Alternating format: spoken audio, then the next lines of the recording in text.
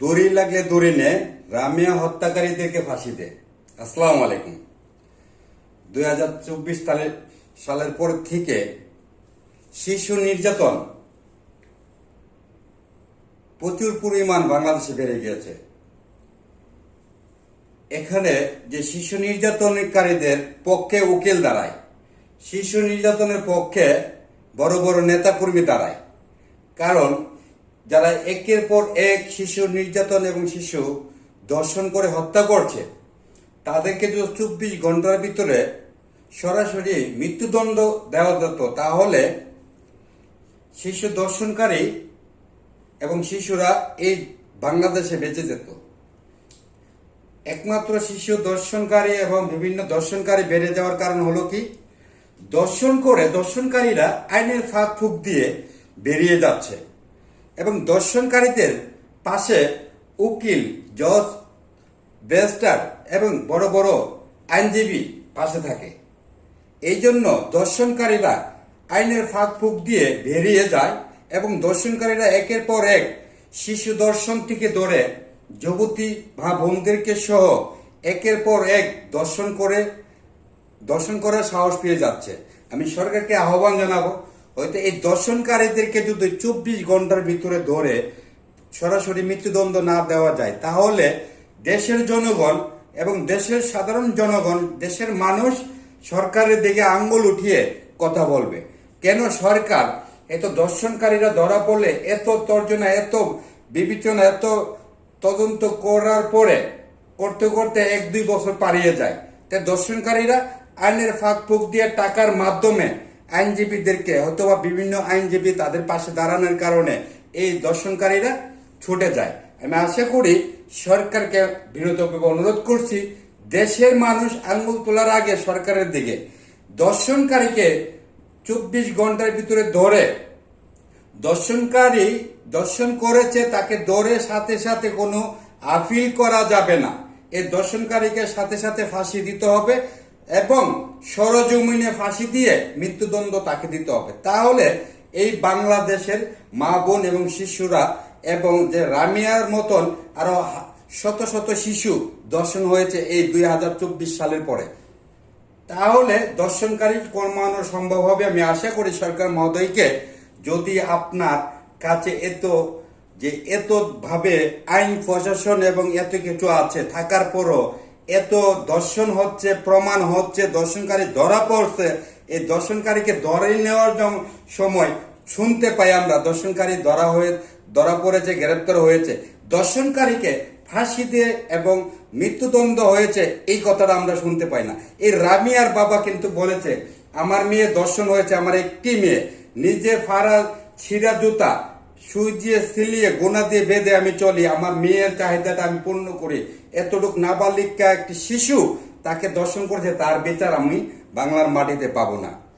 যখন এই নেট দুনিয়া ভাইরাল হওয়ার পরে এখানে রামিয়া ধর্ষণ হয়েছে, রামিয়ার জন্য কিন্তু নেট দুনিয়া ভাইরাল, রামিয়ার জন্য কিন্তু বড় বড় এমপি মন্ত্রী রামিয়ার বাবার কাছে যাচ্ছে, সাংবাদিকরা যাচ্ছে।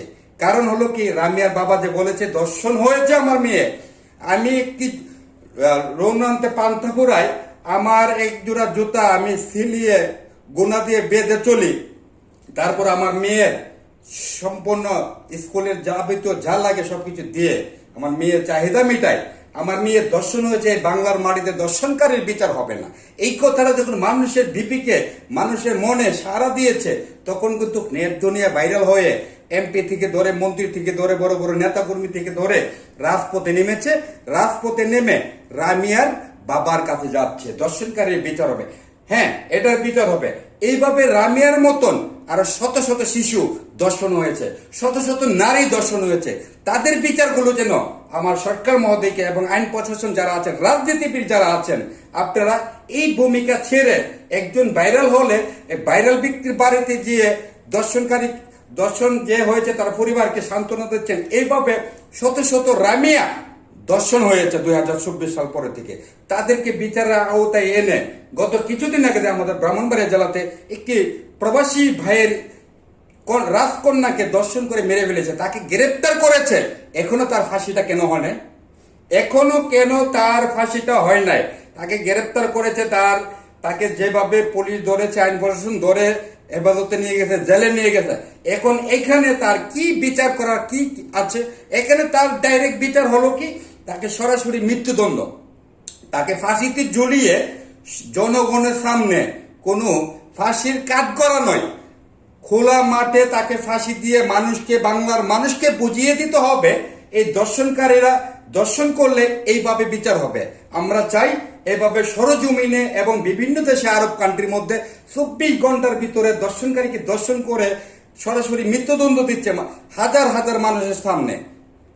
আমিও চাই বাংলাদেশের দর্শনকারীরা যারা দর্শন করে শিশুদেরকে এবং মা বোনকে, এই দর্শনকারীকে ধরে সরাসরি সরজমিনে যেই এলাকায় দর্শন হয়েছে সেই এলাকায় দর্শনকারীকে মৃত্যুদণ্ড দিতে হবে ফাঁসিতে ঝুলিয়ে, আর না হয়তো তাকে সরাসরি তার বুক পাতারে একটা গুলি করে তাকে মেরে ফেলতে হবে। তাহলে এই সমাজে দর্শনকারী কমবে। আশা করি রামিয়ার বিচার হোক এবং রামিয়ার মতন যত যত ছোট ছোট বাচ্চারা দর্শন হয়েছে, যত যত ছোট বাচ্চা সকল দর্শনকারীকে আইনের আওতায় এনে এখানে আপিল না করে দর্শনকারীকে ফাঁসি দেওয়ার দাবি জানাচ্ছে সরকারকে। যদি সরকার এই পদক্ষেপ না নেয়, হয়তো বিগত 17 বছর পরে আমাদের জনাব তারেক রহমান সাহেব বর্তমানে বাংলাদেশ পরিচালনা করছেন, আপনার দিকে আঙুল তুলতে কোনো পাবলিক ফাংশন এবং জনগণ কোনো ভেদাভেদ করবে না। তখন আপনার দিকে আঙুল তুলিয়ে যে কোনো সাধারণ জনগণ কথা বলবে, সরকার বিচার করে না, দর্শনকারীকে ছেড়ে দিচ্ছে। দর্শনকারীর পিছনে এবং দর্শনকারীর উকিল যারা উকিলিতি করে এবং যারা দর্শনকারীর পাশে দাঁড়ায়, এই উকিলের এই জজ কোর্টের থেকে হাইকোর্টের থেকে প্রত্যেকটা কোর্ট থেকে তাদেরকে বহিষ্কার করতে হবে। অপরাধীদের পাশে এবং খুন খারাপি করছেন প্রমাণ আছে, দর্শন করছেন প্রমাণ আছে, আসামি ধরার পরে এখানে এই দর্শনকারীর পিছনে এই যারা উকিলিতি করে এবং যারা উকিল এবং জজ যারা দাঁড়াচ্ছে উকিলিতি করে অথবা তাকে মুভ করে ছোটানোর জন্য, তাদেরকে চিহ্নিত করে তাকে আজীবনের জন্য কোর্টের থেকে বহিষ্কারের দাবি জানাচ্ছি। সবাই ভালো থাকেন। আমি কাজী মুখলেস বিদায় নিলাম। আসসালামু আলাইকুম।